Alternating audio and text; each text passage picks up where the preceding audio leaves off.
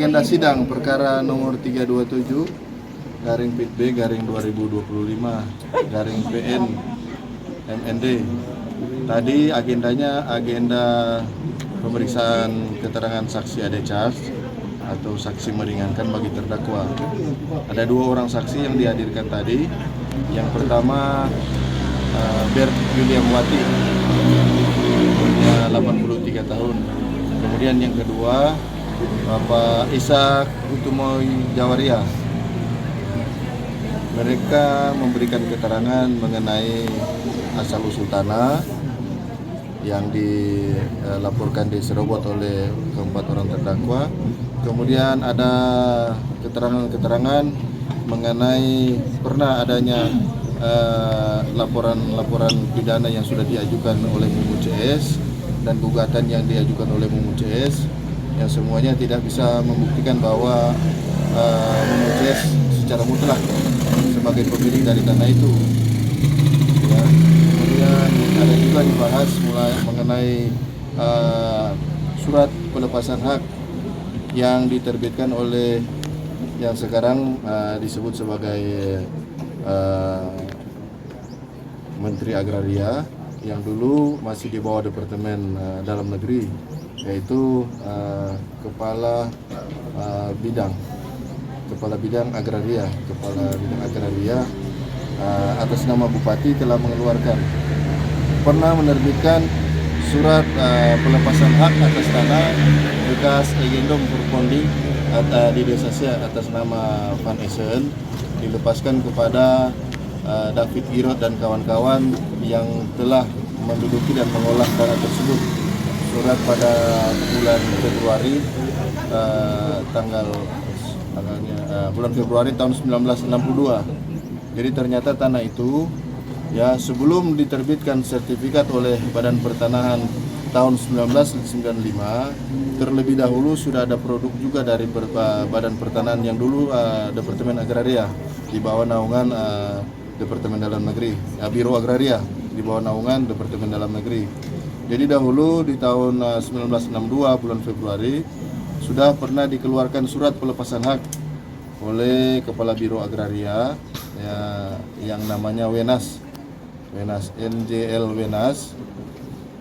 Di situ menyebutkan bahwa asal-usul tanah itu adalah tanah Egendom milik Van Essen, dan pada tahun 1962 Van Essen telah menyerahkan tanah itu kepada rakyat Desa Siak yang menggarap menduduki tanah itu, karena pada saat perang Permesta ya, di Van Essen sering dibawakan bahan-bahan makanan, karena pada saat pergolakan Permesta itu keadaan ekonomi dan sulit, sehingga bahan makanan sulit didapat, sehingga orang-orang yang menggarap, masyarakat yang menggarap di tanah milik Van Essen di Desa Siak itu sering membantu membawa makanan kepada Van Essen sebagai pemilik tanah. Jadi setelah perang Permesta itu aman, maka Van Essen itu memanggil orang-orang yang menggarap tanahnya itu di Desa Siak dan pergi ke kantor agraria yang sekarang kantor BPN Badan Pertanahan, dulu itu Biro Agraria di bawah Departemen Dalam Negeri, sehingga dibuatlah surat pernyataan melepaskan hak atas tanah oleh Van Essen. Kemudian ditindaklanjuti, surat tersebut ditindaklanjuti oleh Kepala Biro Agraria ya atas nama Bupati bulan Februari, tanggalnya saya lupa tadi, kalau nggak salah tanggal 2 Februari tahun 1962 diterbitkan surat pelepasan hak atas tanah bekas Egendom. Ternyata tanahnya tanah bekas Egendom, bukan tanah erpak biasa, tetapi tanah Egendom yang di atasnya ada hak erpak. Jadi itu perbedaan.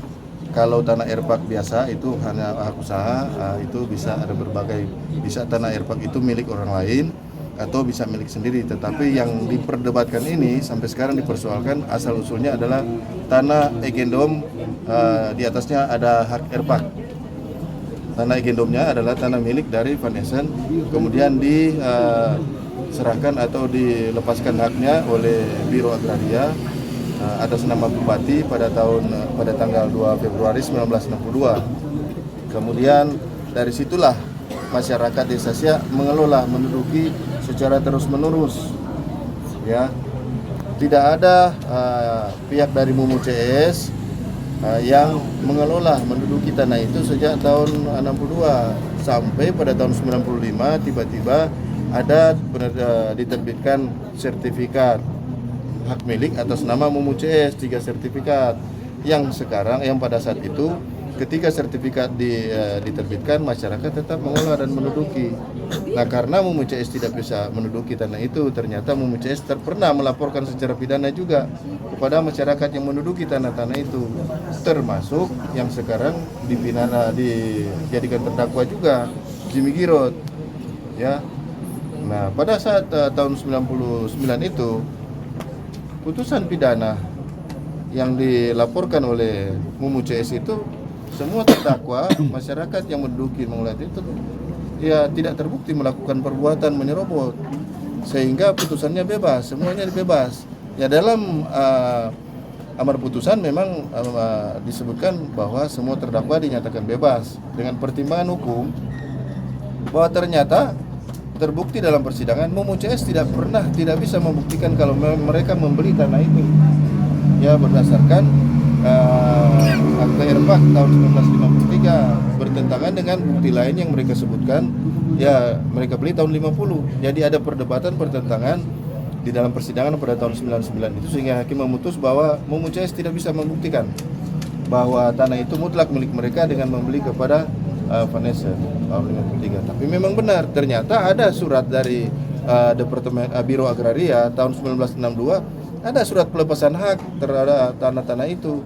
Jadi memang benar bahwa telah terjadi diskriminasi dan memang sudah ada mafia tanah dan pertanahan pada tahun itu.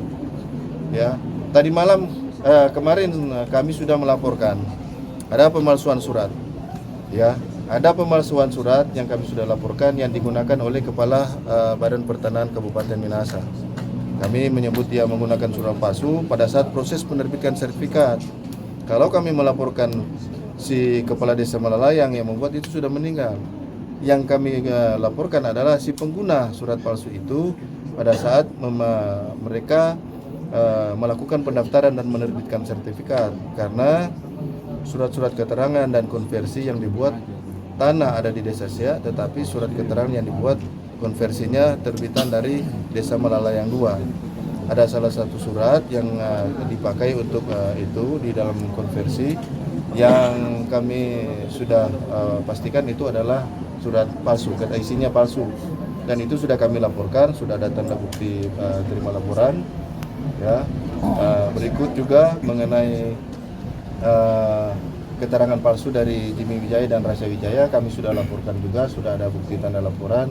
Kemudian mengenai AJB palsu, ya kami juga sudah laporkan. Jadi perbuatan-perbuatan pemalsuan dan keterangan-keterangan palsu yang terindikasi itu dilakukan sengaja untuk mau mengambil alih tanah-tanah yang memang sudah benar-benar milik rakyat, bahkan mereka sudah menzolimi masyarakat. Kami akan benar-benar membantu klien kami, 4 orang terdakwa, agar tidak terjerat dengan laporan yang dilaporkan oleh Jimmy Wijaya dan Raisa Wijaya selaku Direktur PT Buana Perindo Utama.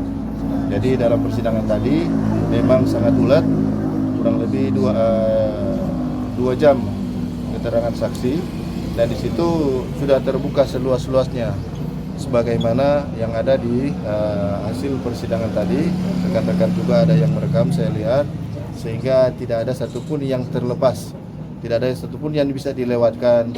Ya mudah-mudahan majelis hakim juga akan mengambil patokan pertimbangan hukum, yaitu adalah kewenangan majelis hakim.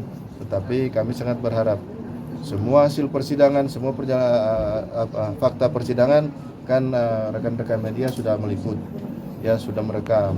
Ya mudah-mudahan majelis hakim akan berpegang dan mengambil sikap dalam membuat pertimbangan nanti dengan dasar fakta yang terungkap dalam persidangan. Ya, mudah-mudahan tidak ada yang melakukan intervensi dalam perkara ini, dan kami pikir juga rekan-rekan media masih terus mendampingi agar supaya benar-benar hasil yang dihasilkan dalam persidangan perkara ini benar-benar memang sesuai dengan fakta yang terungkap dalam persidangan. Poin inti dari persidangan tadi untuk kesan bagi para saksi. Ya, di keterangan persidangan tadi ada poin-poin yang sebagaimana mereka dihadirkan sebagai saksi adercas, yaitu pertama, pada tahun 1999 sudah pernah ada laporan pidana oleh Mumu CS kepada masyarakat desa Siak, termasuk ada Jimmy Wijaya dan saksi Bert William Watik tadi, dan laporan itu adalah laporan menggunakan mengolah atau menduduki tanah tanpa hak, termasuk penyerobotan, sama dengan yang dilaporkan sekarang, yang diperiksa sekarang, penyerobotan, dan itu sudah diputus bebas, sudah pernah diperiksa tahun 1999, ternyata masyarakat diputus bebas. Perihal ini ada laporan baru yang dilaporkan oleh Jimmy Wijaya, itu kan sangat mustahil kalau kita berpikir yang tidak benar-benar tidak masuk akal kalau kita melakukan perbuatan yang sudah disidangkan dan dinyatakan bebas, kemudian nanti di kemudian hari ada orang lain lagi yang melapor, ya, yang notabene orang itu hanya mendapat hak dari yang sudah melapor itu, terus putusannya dinyatakan bersalah, itu akan ada tanda tanya sampai sejauh mana ini penerapan KUHP dan KUHP yang baru ini diterapkan atau yang lama. Kira-kira tujuan KUHP dan KUHP itu apakah benar-benar untuk mendapatkan kebenaran dan keadilan, ataukah hanya untuk dipesan oleh oknum-oknum tertentu untuk menjerat masyarakat, ya kita lihat bersama mereka diperiksa itu tidak ditahan, ya. Jadi tidak dilakukan penahanan karena memang pasal 167 yang dulu sekarang ya sudah dirubah jadi pasal berapa, 373, itu memang tidak dilakukan penahanan, karena yang dilakukan penahanan hanyalah ancaman hukuman di atas 5 tahun dan ancaman dengan pasal-pasal lain yang memang harus ditahan, tapi kalau ini tidak, ya.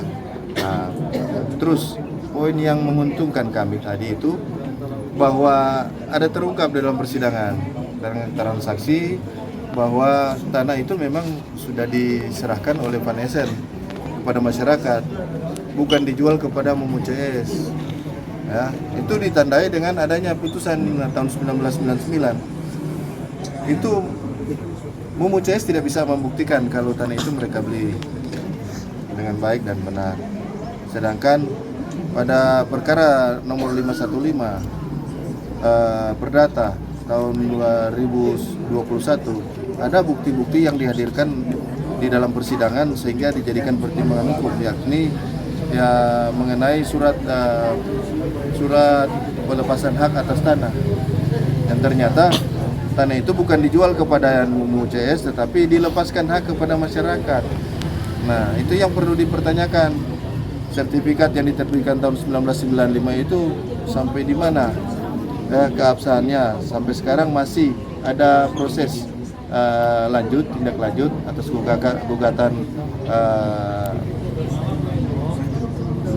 saudari Evi Karawan dengan perkara nomor 19 tahun 2025, sekarang dalam tahapan upaya hukum banding, karena pada upaya hukum tingkat pertama PT UN putusannya NO, ya.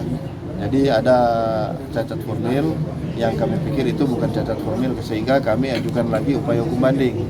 Mudah-mudahan di hukum banding itu, upaya hukum banding ya bisa diuraikan seluruh hasil persidangan yang kami jalani. Baik, terima kasih Pak. Terungkap tadi dalam sidang Pak, salah satu saksi kita pernah ada pertemuan di tahun berapa Pak, di mana harusnya Jimmy membayar tapi malah mereka dilaporkan. Ya, itu pada saat pembebasan lahan Tanah Ring Road 3 tahun 2017 diadakan pendataan. Ya, setelah didata masyarakat itu dicatat namanya. Kemudian tahu-tahu ada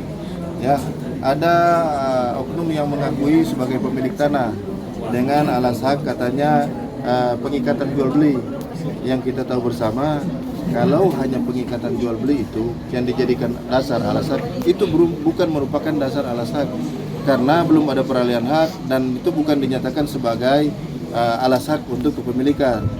Nah, itu yang menjadi salah satu pertanyaan bagi kami, dan itu belum pernah dijawab oleh pihak yang berwenang yang sudah kami laporkan mengenai perihal adanya keterkaitan perbuatan tindak pidana khusus.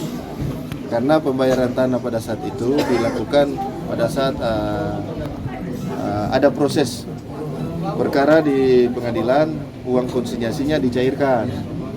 Jadi pada saat ada tanah itu sementara berperkara, uang konsinyasi dicairkan oleh oknum.